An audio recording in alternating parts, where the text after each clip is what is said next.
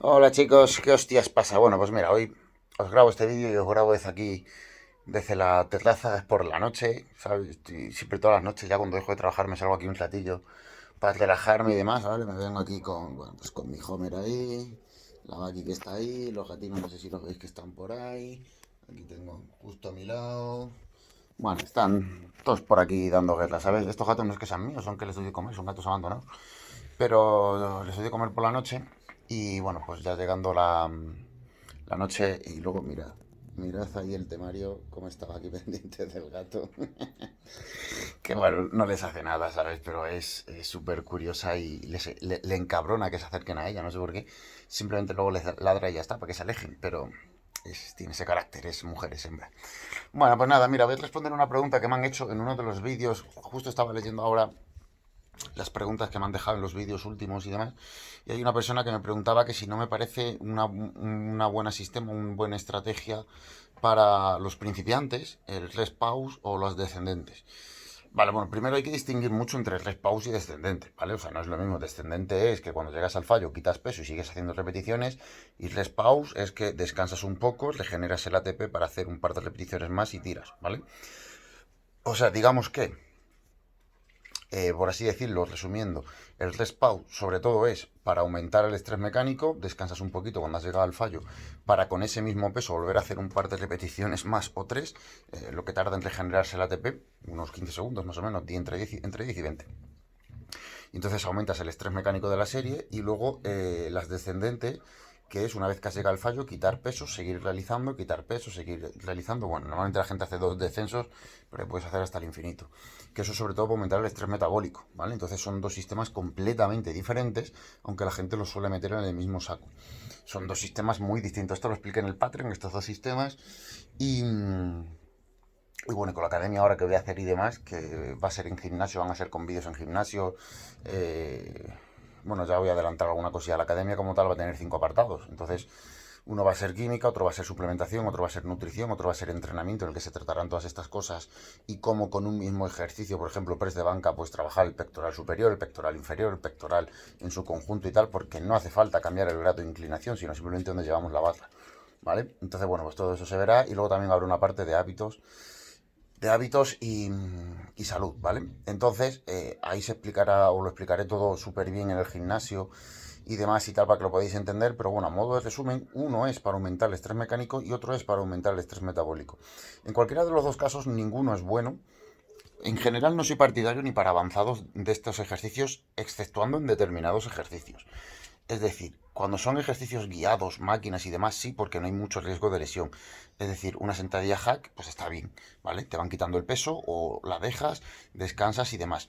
Hay una cosa que no sé si os ha pasado, que con los ejercicios de mucha demanda respiratoria hay un gran problema y es que tú haces y tú estás haciendo la serie y estás medio bien, pero ya cuando sueltas y empiezas a descansar es cuando te viene todo el sofoco, cuando las pulsaciones, además si lleváis pulsómetro vais a ver que ahí es cuando se disparan las pulsaciones y la oxigenación es cuando se dispara, justo en el momento en el que dejamos de hacer la actividad, ¿vale? Entonces, ¿qué sucede? Que si haces rest pause en esos ejercicios y descansas 15 segundos, justo tienes que volver a hacer cuando te ha pillado toda la asfixia. Entonces, no son muy convenientes para esos ejercicios. Y por ejemplo, los descendentes, cuando nosotros tenemos un músculo ya muy agotado y sobre todo le tenemos con una gran cantidad de ácido láctico y tal, la coordinación neuromuscular no es muy buena. Entonces, ¿qué sucede? Que al final acaba tirando el paquete de fibras más fuerte.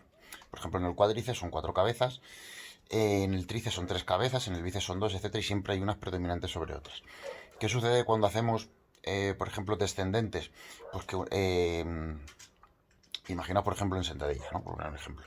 Llega un momento que cuando no podemos más o nos cuesta mucho, hay mucha gente que empieza a meter las rodillas hacia adentro. ¿Por qué meter las rodillas hacia adentro? Muy sencillo, porque así se estira el vasto externo, que suele ser el más fuerte. Entonces, cuando estiramos el vasto externo, al estirarlo más, le trabajamos más y tiramos más con el vasto externo. Eso hace que la rótula se desplace y ocasiona cierto desgaste. Por lo tanto, hay mayor riesgo de lesión, ¿vale? Y sobre todo de desgaste por sobreuso y de lesión en general.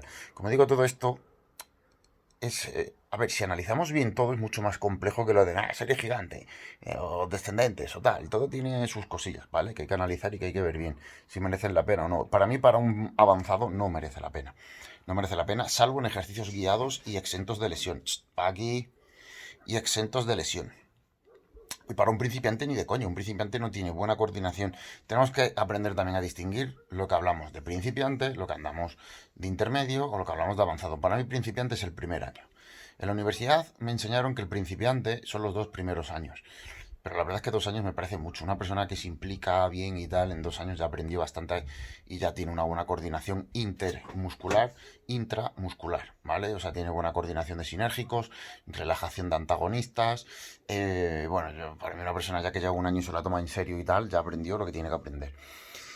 Entonces, para mí un novato es el primer año. Y a un novato que de por sí no tiene buena conexión neuromuscular, no tiene una buena coordinación intermuscular e intramuscular, le pones a hacer descendentes con ácido láctico de por medio y le has hecho polvo, pero le has hecho polvo no porque el músculo sufra mucho, sino porque va a tener unas descompensaciones a la hora de contraer los músculos muy grandes y le puede conllevar un desgaste prematuro, ¿sabes? O sea, es muy común, ¿ve? A la gente que solo toma en serio en el gimnasio, que el primer año le aparece epicondilitis, codo de tenista o tendinitis en el tendón del tríceps. Es muy común. Y es porque han empezado a utilizar este tipo de técnicas cuando no debían, ¿vale? Eh, Al igual que en el bíceps, ¿vale? Todo el mundo seguro que recuerda ese dolor típico de cuando estás haciendo curl de barra y sueltas la barra y te sube un dolor por el antebrazo para arriba insoportable, que da igual si sueltas la barra más rápido, más despacio, etcétera, siempre aparece. Bueno, pues ese tipo de problemas aparecen por utilizar este tipo de sistemas y generar un sobreuso.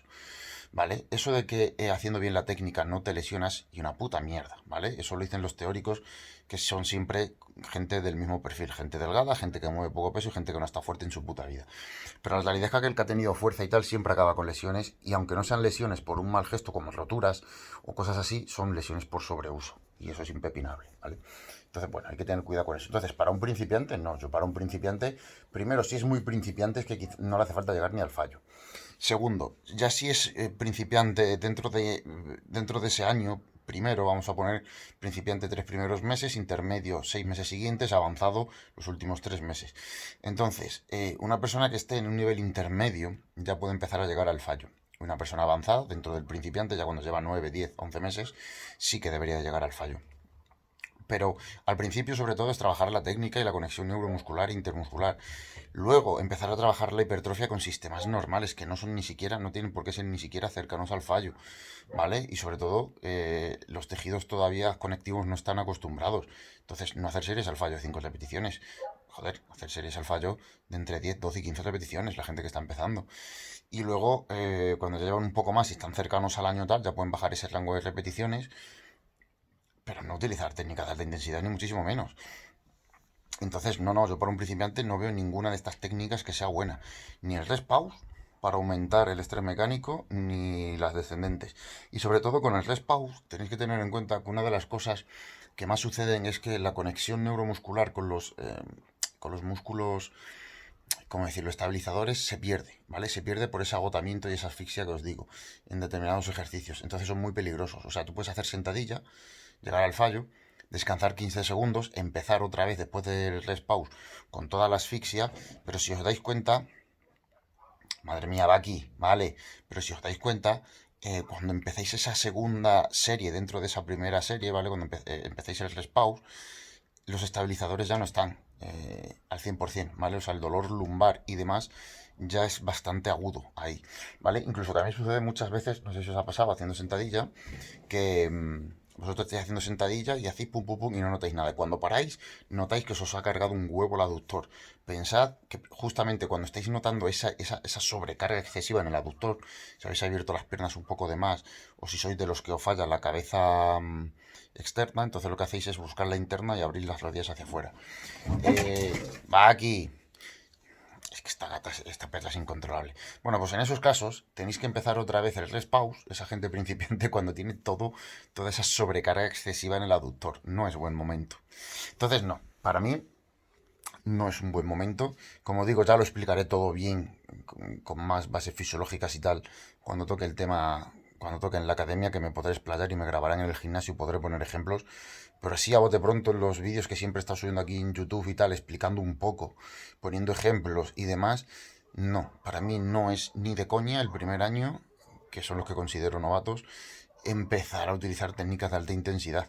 Pero vamos, ni de coña, tienen otras cosas mucho más importantes de las que preocuparse. Una de ellas la técnica, ¿vale? Porque una mala ejecución conlleva lesiones. Y luego, sobre todo, una contracción irregular de las distintas cabezas de los distintos músculos conlleva sobreuso. O sea, desgaste por sobreuso. Es que no le veo nada bueno. Y además, lo que tenemos que hacer es activar células satélite. Y en un principiante se activan casi mirando las pesas, no hace falta ir más allá.